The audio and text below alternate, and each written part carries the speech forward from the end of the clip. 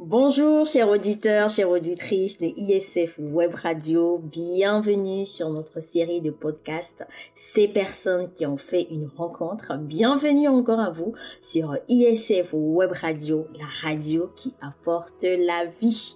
Alors on continue encore aujourd'hui à découvrir ces incroyables histoires de rencontres qu'ont fait un jour ces personnes qui sont là, qui témoignent, et ces rencontres ont bouleversé, chamboulé le cours de leur vie et ont fait d'eux et ont fait d'elles les personnes qu'elles sont devenues aujourd'hui. De quelles rencontres s'agit-il? Qui est-ce qu'ils ont rencontré? Comment cela s'est fait et qu'est-ce qui a suivi? C'est l'occasion d'en savoir un peu plus aujourd'hui avec Deo Gracias. Deo Gracias qui est un jeune homme dynamique, souriant, que je vais vous laisser découvrir, je ne vais pas en dire plus. Déjà, bonjour Deo Gracias. Bonjour. Comment tu vas? Ça va très très bien. Et toi? Je vais très très bien, je te remercie. Bienvenue Deo Gracias sur notre série de podcasts, Ces personnes qui ont fait une rencontre. Apparemment, tu as fait une belle rencontre.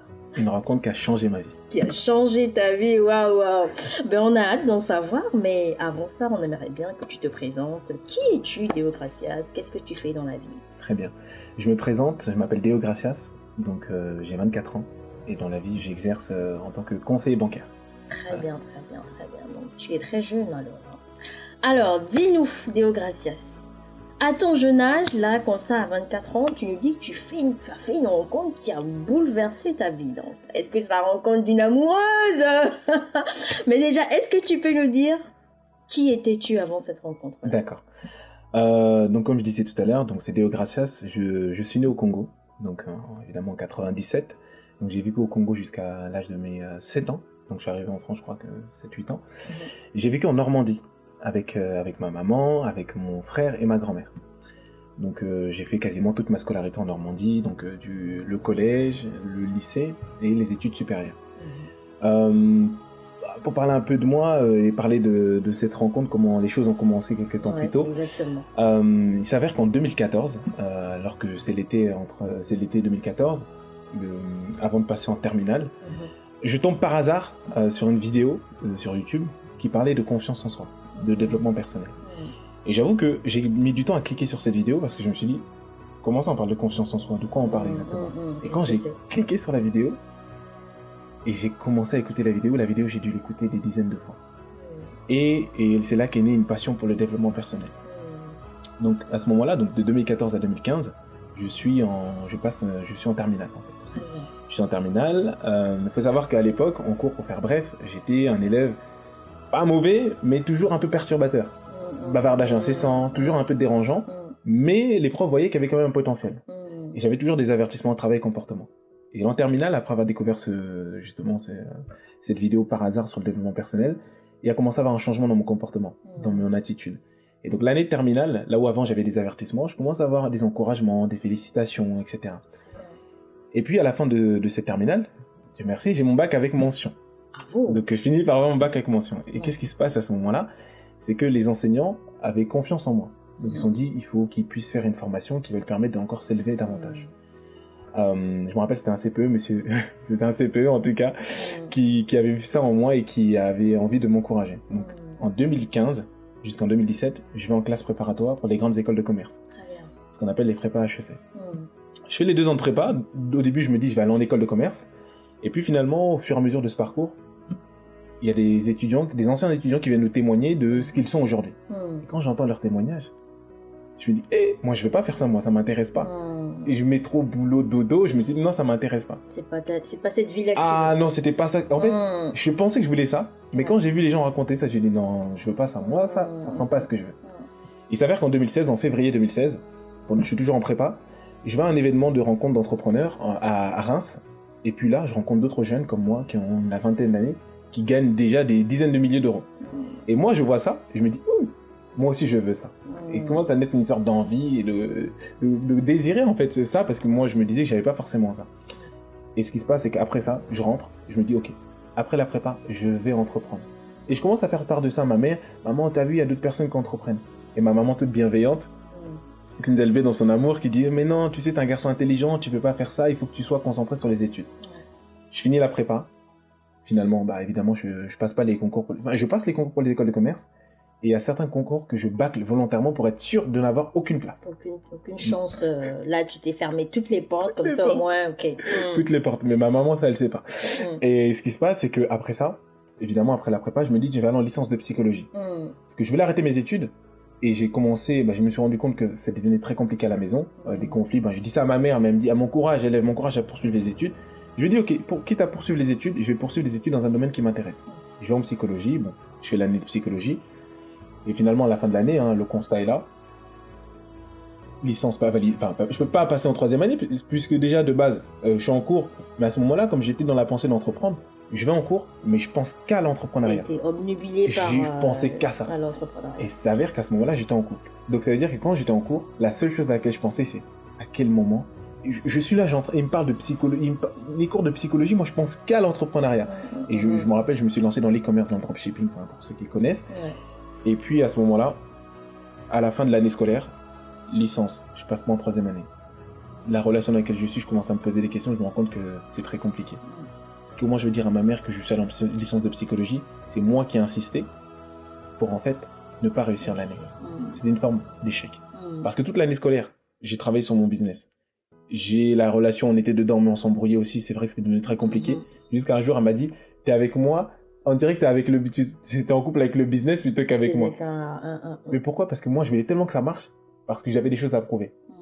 Et qu'est-ce qui se passe? C'est qu'à la fin de l'année scolaire, en avril 2018, je me dis, tiens, je vais partir en vacances. On part en week-end ensemble. Et à la fin de ce week-end, ça c'est au mois de mai, pardon, on part en week-end en Normandie. Et puis à la fin de ce week-end, je me dis, tiens, je vais venir sur Paris en vacances. Pourquoi? Parce que l'année scolaire était finie. Je voulais pas rentrer à la maison parce que, purée, l'année scolaire, elle est ratée. En gros, encore une fois, faire face à la réalité des choses. Exactement, tu voulais fuir. Je voulais fuir tout ça. Ouais. Et j'arrive sur Paris en mai 2018 et je me dis, tiens, je vais chez ma tante. Maman Yvette, je vais chez ma tante en avril. Et au départ, je planifie de rester 1 semaine, 2 semaines. Et en fin de compte, ça a duré 3 ans. Elle m'a gardé chez elle pendant 3 ans. Et franchement, c'était trop bien. Et ce qui se passe, c'est que, voilà, je passe l'été chez elle. Et puis au 31 juillet, je me dis, tiens, vraiment là, j'en peux plus. Et je peux pas rester comme ça chez les personnes en vacances. Qu'il faut que je fasse quelque chose. Et là, ce jour-là, je dis, Seigneur, si vraiment tu fais quelque chose, que je reste sur Paris, si je trouve un travail, ça m'arrangerait bien. Mais la vérité, cette prière, c'était encore une fois, je voulais pas retourner chez moi à la maison. Toujours cette fuite. Je fuyais tout le temps. On dirait qu'on me poursuivait. Ouais, de la réalité. Ouais. Et puis, je fais cette prière. Le lendemain, ma cousine m'appelle, elle me dit, oui, au fait, tu cherches toujours du travail, on a un travail pour toi si tu veux, à l'OFPRA, l'Office français de la protection des réfugiés et des apatrides, qui s'occupe des demandeurs d'asile, etc. Très bien. Et puis à ce moment-là, je me dis prière exaucée, je commence le travail 3-4 jours après. Le jour où elle m'appelle, je prépare mon CV en vitesse.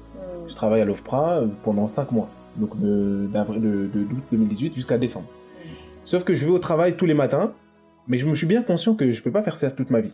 Donc je me dis, je ne veux pas être fonctionnaire, ça ne m'intéresse pas. Qu'est-ce que je fais? Je recommence un peu à entreprendre. C'est plus fort que moi, je me dis, tiens, je vais recommencer. Et pendant que je vais au travail, le soir, je commence à être sur ma boutique, je crée des boutiques sur e-commerce. Et puis à ce moment-là, je me dis, j'ai envie d'aller plus loin. En novembre 2018, je m'inscris dans une école de coaching et de formation, l'Institut des neurosciences appliquées. Donc je fais cette formation de coach professionnel pendant 8 mois.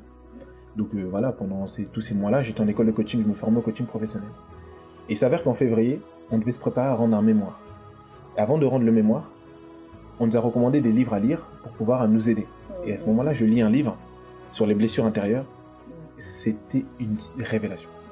Je lis ce livre, il parle des 5 blessures intérieures. Et moi, je me reconnais dans 1-2 blessures.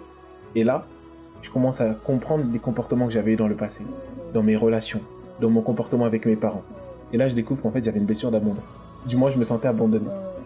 Et là, quand je lis ce livre, je commence à avoir un sentiment de tristesse qui se transforme en colère. Je me dis, ah, en fait, elle nous a abandonnés. Ok. C'était pas juste... Au début, tu vois, c'est de la tristesse. Mais quand tu commences à donner du sens, tu dis, ok, c'est de la colère. Et je me dis, ok, en fait, elle nous a trahis, en fait. Et en fait, je commence à rentrer dans une phase de dépression. Mais j'étais pas conscient à ce moment-là. En avril, c'est la fin de la formation, je rends mon mémoire. Le mémoire. Et c'est marrant parce que le mémoire, c'était déjà à l'époque. C'était déjà, je l'ai retrouvé il y a pas longtemps, dans les coulisses d'un sourire. Comme quoi, j'étais déjà conscient qu'à l'époque, ce sourire, il pouvait cacher beaucoup de souffrance. Ouais. il n'était pas aussi vrai que ça. Bah, pourtant, les gens, ils me voyaient toujours très souriant. Et ce qui se passe, c'est qu'à ce moment-là, bah, je rends le mémoire et je me dis, tiens, je crée une société. Je crée une société en avril 2019. Dans le conseil, une société de conseil de formation, zone de génie, pour accompagner les entrepreneurs qui étaient spécialisés dans les métiers de la relation d'aide. Donc les coachs, les thérapeutes, pour les aider à créer des offres d'accompagnement haut de gamme. Et il s'avère que pour ce faire, j'ai dû me former. Donc entre novembre 2018 et avril 2019, j'ai investi des dizaines de milliers d'euros en formation. Un peu moins de 20 000 euros. Franchement, où j'ai trouvé l'argent, tout ça. Bah justement, je planifiais de pouvoir, avec mon entreprise, avoir suffisamment de ressources pour pouvoir payer toutes ces formations. Rembourser après. Exactement. Sauf qu'en avril, je crée la société, je commence à avoir mon premier client rapidement. Et comme je n'étais pas habitué à avoir de l'argent, le premier virement que j'ai reçu, mon cœur il allait exploser. T'es bon. Mais mon cœur il allait exploser. Je reçois un acompte, mon cœur il allait exploser. Ouais. Et ça me rend confiant. Deuxième cliente au bout d'une semaine. Elle me fait un virement plus important. Mais là, c'était crise cardiaque. Mais là, c'était crise cardiaque. Carrément. Mais j'ai regardé, en fait, après 2 heures de coaching, je vois virement 900 et quelques. Je dis, quoi? J'ai jamais gagné ça toute ma vie. Je me dis, Et là, je sens que ça commence à me donner confiance. Allez, dans ma tête, millions plein la vue. Je me dis, cette année, c'est 300 000 euros de chiffre d'affaires. 2020, c'est 600 000 euros. Ensuite, 2021, 1 million d'euros. C'était ça mes plannings. Et en plus, je me disais, cette année, je vais voyager dans 12 pays, plein de programmes. Et j'ai commencé un de ces programmes justement en mai 2019. Je pars à Dubaï avec mon frère du 10 au 18 mai. Et ce qui est marrant, c'est que je vais à Dubaï. Il faut savoir que le contexte à ce moment-là, je suis entrepreneur, j'ai créé une société, je viens d'être diplômé de l'école de coaching. Je loue un bureau sur Paris à Montparnasse. Je croyais que je commençais à devenir quelqu'un, quoi. À prendre de l'assurance. À prendre de l'assurance, bah oui. Fait. Je faisais mes programmes, j'ai ce mois-ci, c'est 30 000 euros de chiffre d'affaires. Et j'ai vu que des barrières ont sauté. Donc quand tu fais des choses aussi, tu passes à l'action, tu vois quand il y a des choses, en fait, l'argent, c'est pas un problème. Et qu'est-ce qui se passe à ce moment-là? Je vais à Dubaï. Et le comble, c'est que je me retrouve à Dubaï. On fait toutes les activités. Et un jour, je vais à la piscine. Il y avait une salle de sport. C'était dans un hôtel 5 étoiles. On est tellement bien. J'ai gagné un peu tout. Je commençais à aller dépenser ça. C'est n'importe quoi. Mais bon, j'étais trop excité par le fait d'avoir un peu de ressources. Et il faut que je montre ça aux gens. Les Instagram, les vidéos, toutes ces choses. Et à ce moment-là, je me rappelle, c'était triste. Je sors de la piscine. Je me rappelle, je marchais dans un long couloir et je vois un immeuble, de grands bâtiments. Je me dis, mais en fait, je suis à Dubaï, mais il y a un truc qui cloche. J'ai pas envie de rentrer en France, je me sens pas bien. Et en fait, je voulais pas rentrer en France parce que la France, entre guillemets, je voulais pas rester à Dubaï parce que Dubaï c'était trop bien. Je voulais rester à Dubaï parce que je voulais fuir ma vie encore en France. Ouais. Déjà, tu avais fui la Normandie. Déjà. Et là, maintenant, encore ça, en fait. Ce sentiment de fuite, qui te poursuit quelque part. Qui me poursuivait. Et à Dubaï, je suis là, je me dis, purée, c'est pas possible. Je suis dans un contexte où tout semble correct. Je commence à avoir un peu de sous. Je suis à Dubaï, je suis dans un 5 étoiles. Qu'est-ce qui ne va pas? Et à un moment donné, tu dois rentrer. Et à un moment donné, tu dois rentrer. Et je me rappelle, la veille du retour, j'étais là, je commençais à être pas bien, nostalgique, purée, la France et tout. Ma mère et tout, faut que je retourne à Dubaï. Faut que je retourne en France. Je rentre en France. Et après mon retour en France, des choses intéressantes commencent. Une de mes clientes me dit, ah mais non, mais finalement, j'ai envie de faire une pause dans l'accompagnement, dans le coaching. Là où normalement quelqu'un se dit, ouais purée, les sommes d'argent qu'elle était censée me verser, bah, ça va s'arrêter. Moi je me dis, yes, enfin. Pourquoi? Parce qu'en fait, je me rendais compte que je pouvais pas l'accompagner, parce que je me rendais compte qu'il y avait un truc qui clochait en moi.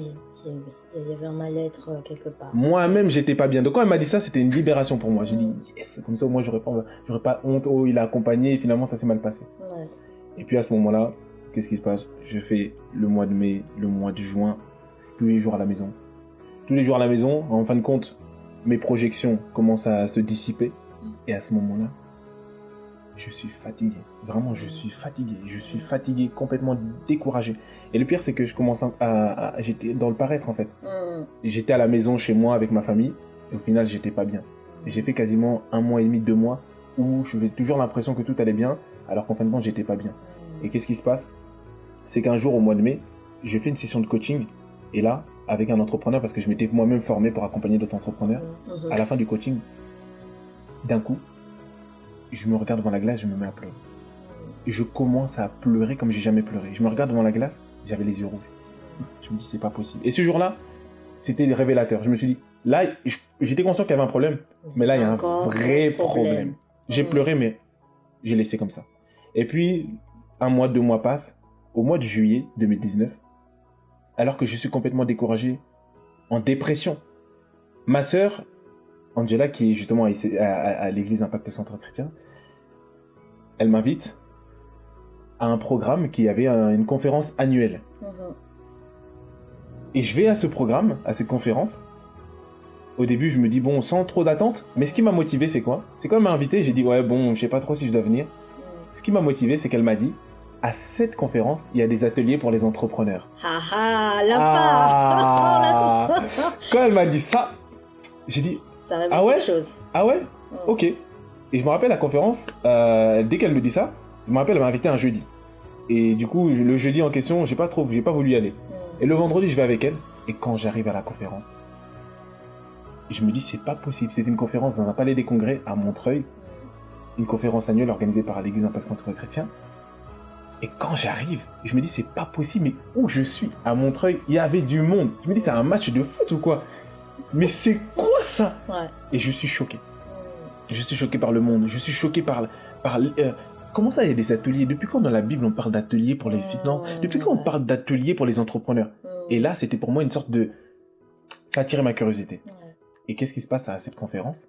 C'est qu'à un moment donné, moi je me dis, purée, moi je suis venu pour la conférence, je suis pas venu pour les sessions plénières. Parce qu'il faut savoir qu'il y a la conférence, et pendant ces temps-là, il y avait des temps de pause pour permettre aux entrepreneurs de présenter leur activité. Exactement. Et je me rappelle, quand j'arrive, c'était les sessions plénières, où il y avait le message de l'évangile qui était prêché.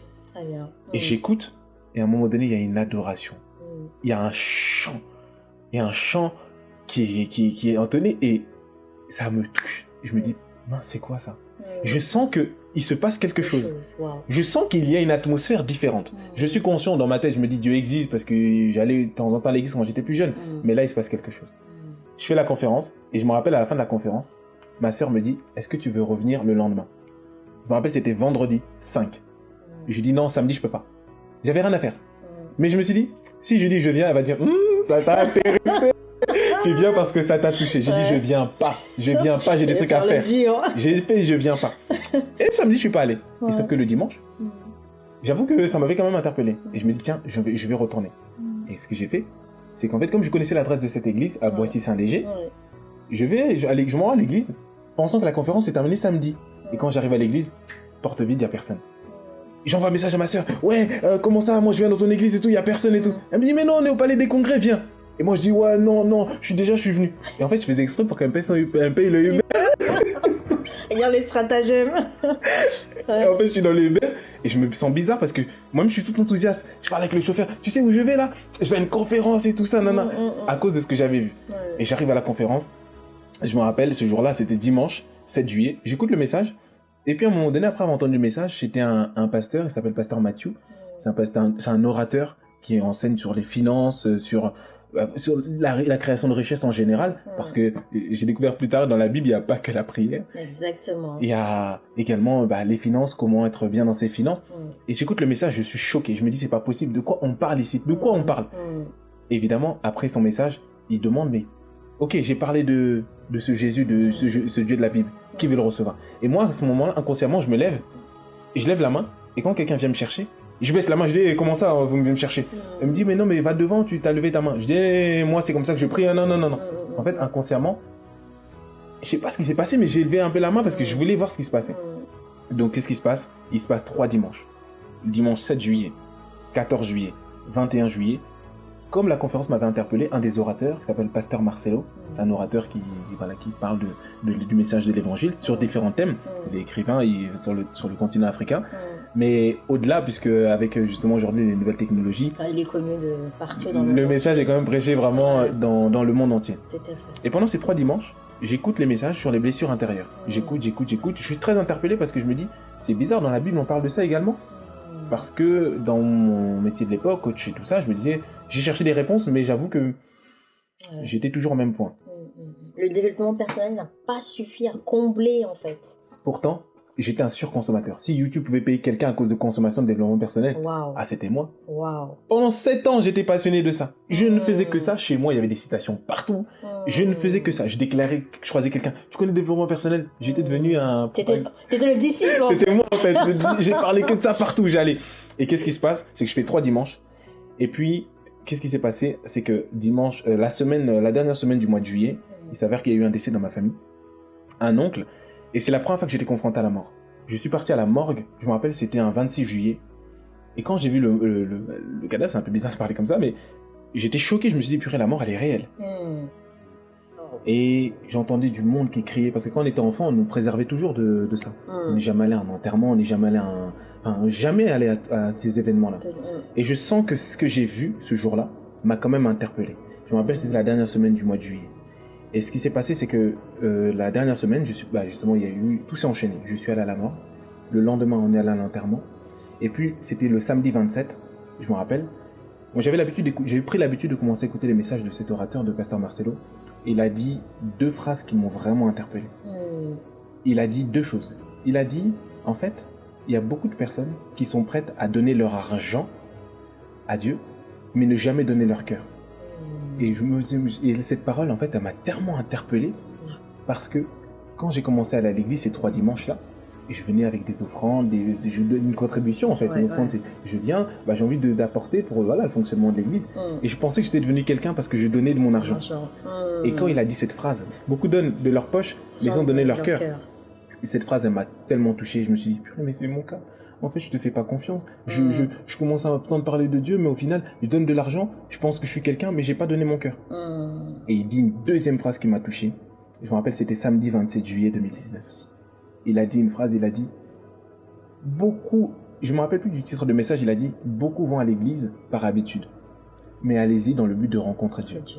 Et moi je me dis, mais de quoi il parle? Comment ça rencontrer Dieu?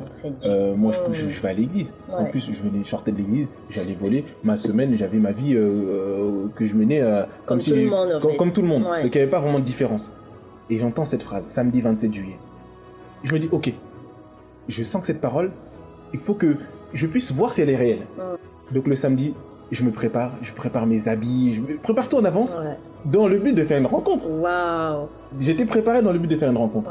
Et il faut savoir que justement, ce dimanche-là, je me réveille de bonne humeur, il faisait beau, il faisait une belle température, je m'habille, j'arrive à l'église, j'envoie un message à ma grande sœur, qui est à l'église Impact dans le centre chrétien, et je lui dis, aujourd'hui tu es où? Elle me dit, désolé, aujourd'hui je viens pas. En fait, ce qui est marrant, c'est que tous les autres dimanches, quand je venais, c'était mon prétexte. Je viens parce que tu m'as invité. Et ce jour-là, je me retrouve face à moi. En réalité, j'étais pas face à moi-même. Parce que la rencontre, elle était voulue. Et justement, la personne que j'ai rencontrée m'attendait ce jour-là. Et il fallait que tu sois seul. Il fallait que je sois seul ce jour-là. Je n'avais plus d'excuses. Sinon, j'allais dire, je fais ça parce que c'est toi qui m'as invité. Et j'écoute le message ce jour-là. Le pasteur Yvan, le pasteur principal de l'Église Impact Centre Chrétien, il parle du message, et à la fin de ce message, évidemment, tu ne peux pas entendre parler de cette bonne nouvelle de l'Évangile sans passer à l'action, sans faire quelque chose. Et à la fin du message, il dit, maintenant, qui veut recevoir ce Jésus dont nous sommes en train de parler? Et moi, comme j'étais venu pour le rencontrer, mais je ne savais pas qu'il serait là ce jour-là. Et je commence à ouvrir mon cœur avec une prière simple qu'on appelle la prière de la repentance ou encore la prière du salut. C'est la prière où tu décides d'ouvrir ton cœur à Jésus. Et je fais cette prière. À peine, je commence à ouvrir la bouche. J'ai même pas fini de parler qu'une présence d'amour est descendue sur moi. Et c'est comme si on me renversait de l'eau sur moi et je sentais que tout ce qui se passait en moi était en train de disparaître. Je ne savais pas comment l'expliquer. Et à la fin justement de ce temps, à la fin, je pars de l'église, j'appelle ma soeur. Oui, allô, Angela, tu sais ce que j'ai fait aujourd'hui? Tu sais ce qui s'est passé? Je suis allé devant, là. Tu vois, les gens, là, quand ils vont devant, tu vois, tout ça. Elle me dit, non, t'es sérieux et tout, qu'est-ce que t'as fait et tout? Elle avait compris. Mais moi, je ne savais même pas la portée de ce que je venais de faire. Mais ce jour-là, cette rencontre. Je venais de faire la plus belle rencontre de toute ma vie. C'était le plus beau jour de toute ma vie. Et ça n'a plus jamais été la même histoire. Maintenant, moi, je pensais que le fait d'ouvrir mon cœur, tout allait changer d'un coup. Tout allait devenir nouveau du premier jour. Mais la bonne nouvelle, c'est quoi? C'est qu'en fait, évidemment que physiquement, j'ai pas changé. Mais j'ai découvert après que dans la Bible, il est écrit que celui qui rentre en communion vivante avec Jésus devient une nouvelle création, une nouvelle personne. Et c'est là que j'ai vu que cette parole, elle était réelle. Et qu'est-ce qui s'est passé après justement cette rencontre? Qu'est-ce qui a changé justement? Il a commencé à avoir du changement. Déjà, il faut savoir que j'étais très endetté. J'avais plus de travail. J'ai commencé à chercher du travail. Et Dieu m'a fait grâce, j'ai trouvé un travail. Bon, aujourd'hui, je suis conseiller bancaire. C'est marrant parce que je suis passé de débiteur à prêteur en moins d'un an. En un an pile poil. Il m'a libéré de l'endettement. J'avais plusieurs dizaines de milliers d'euros de dettes. Plus de dettes en un an. J'étais très triste parce que je ressentais de la haine envers mes parents. Cette colère justement dont tu parlais. Cette haine que je ressentais vis-à-vis de ma mère. Dieu, les premières choses qu'il m'a demandé de faire, demande pardon. Comment ça, demande pardon? C'est eux qui m'ont blessé, c'est eux qui m'ont abandonné. En fait, non, ça se passe pas comme ça. J'ai reçu à pardonner. Aujourd'hui, on est réconciliés. Je suis réconcilié avec mes parents. Quelque chose que le développement personnel n'a pas pu non, faire. non, ça pouvait m'encourager, oui, mais c'était impossible. Le pardon, c'est pas naturel. Et j'ai réussi à pardonner. En un an, il m'a sorti du surendettement. J'étais hyper endetté. En plus de ça, la dépression, elle a disparu. Elle a complètement disparu. Là où j'étais toujours triste, il n'y avait plus de faux semblants, de tristesse. Il est venu guérir mon cœur. Et en fait, aujourd'hui, pour parler simplement de tout ce qu'il a fait pour moi, sincèrement, je pense pas qu'on aura suffisamment de temps pour dire tout ça. Mais s'il y a une chose que je peux dire, c'est que Jésus, il a changé ma vie. Il a transformé ma vie. Pas la religion, mais la personne de Jésus. Jésus-Christ. Et qu'est-ce qui a changé vraiment ce jour-là? C'est que j'ai compris qu'en fait, j'avais l'impression qu'on m'avait menti pendant toute ma vie. Et que j'étais dans une religion à l'époque, mais là, je suis rentré dans une relation avec Dieu. Waouh. Quelle histoire, Déo Gracias. Mais on a envie juste de t'écouter toute la journée, en fait. Mais il faudra que tu penses à écrire un livre. C'est une belle histoire. Waouh. Chers auditeurs, chères auditrices, sachez que cette rencontre est là encore possible aujourd'hui. Comme le disait Déo Gracias, en fait, Jésus vous attend encore aujourd'hui. Qu'importe le lieu où vous êtes, qu'importe ce que vous avez fait, qu'importe vos choix, qu'importe votre condition, ce Jésus, il se tient aujourd'hui à la porte de votre cœur et il frappe et il vous demande, est-ce que vous voulez que je rentre et que je vienne changer votre vie comme je l'ai fait pour Déo Gracias. Là où le développement personnel n'a pas su transformer, moi je viens et je donne la capacité de pardonner. Amen. Je viens guérir les cœurs brisés. Je viens donner la paix là où il y avait de la tristesse. Je viens donner la force, la capacité de pardonner là où il y avait de la haine, il y avait de la colère. Amen. C'est ce Jésus-là qui se tient aujourd'hui à la porte de votre cœur et qui frappe. Amen. Et si je peux dire un dernier mot, comme tu l'as dit tout à l'heure, ce jour-là, le 28 juillet 2019, dans mon cœur, j'étais préparé. J'étais résolu à faire cette rencontre. Et en fait, Jésus dit, je suis là, je suis aux portes de ton cœur, je frappe. Si tu m'ouvres la porte, c'est la porte de ton cœur. C'est pas tes prières qui vont changer quelque chose ou tes bonnes actions. Mais ce qui change quelqu'un, c'est lorsqu'il décide d'ouvrir son cœur à Dieu. Parce que Dieu seul est capable de guérir un cœur brisé. Et moi, ce jour-là, quand je suis venu, en fait, Jésus, il était présent, il était là. Et en vérité, il est beaucoup plus proche qu'on ne le croit. Il n'est pas dans la religion, il n'est pas dans les livres, mais il est là, aux portes de notre cœur. Alors si toi aussi, tu entends ce message, tu entends ce témoignage, c'est bien le témoignage, mais vraiment, ce que je désire plus que tout, c'est qu'à travers cette histoire, toi qui entends ce témoignage, tu puisses rencontrer l'auteur de ce témoignage, Jésus, qui est le chemin, la vie et la vérité. La rencontre qu'il a faite avec moi, il peut encore le faire. Aujourd'hui, si tu lui ouvres les portes de tout ton cœur, il va venir, il va changer, transformer ta vie. Je ne dis pas que ce sera facile, mais il va prendre tes fardeaux, il va réécrire l'histoire de ta vie. C'est ce qu'il a fait avec moi. Exactement. Alors, si tu es d'accord avec nous, alors nous allons t'inviter à faire cette prière par laquelle tu vas ouvrir ton cœur. Tu vas donner une opportunité, une chance à Jésus-Christ de venir dans ta vie. Alors, on va t'inviter à faire cette prière avec nous, qu'on peut appeler parfois prière du salut. Cette prière où tu vas tout simplement demander pardon à Jésus-Christ pour tes péchés, pour ce que du fait que tu marchais loin de lui, loin de sa présence.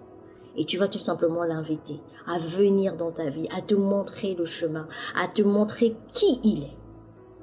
Alors nous allons faire cette prière ensemble avec Déo Gracias. Oui. Très bien. Seigneur Jésus. Seigneur Jésus. Je te demande pardon. Je te demande pardon. Pour tous mes péchés. Pour tous mes péchés. Aujourd'hui. Aujourd'hui. Je viens à toi. Je viens à toi. Tel que je suis. Tel que je suis. Prends mes fardeaux. Prends mes fardeaux. Prends mes soucis. Prends mes soucis. Guéris mon cœur. Guéris mon cœur. J'ai besoin de J'ai toi. besoin de toi. Je te donne ma vie. Je te donne ma vie. Je te donne mon Je cœur. te donne mon cœur. Amen. Amen. Waouh, waouh, Amen, waouh. amen, amen. Par ces quelques mots, chers auditeurs, chères auditrices, vous venez d'ouvrir la porte de votre cœur à Jésus-Christ.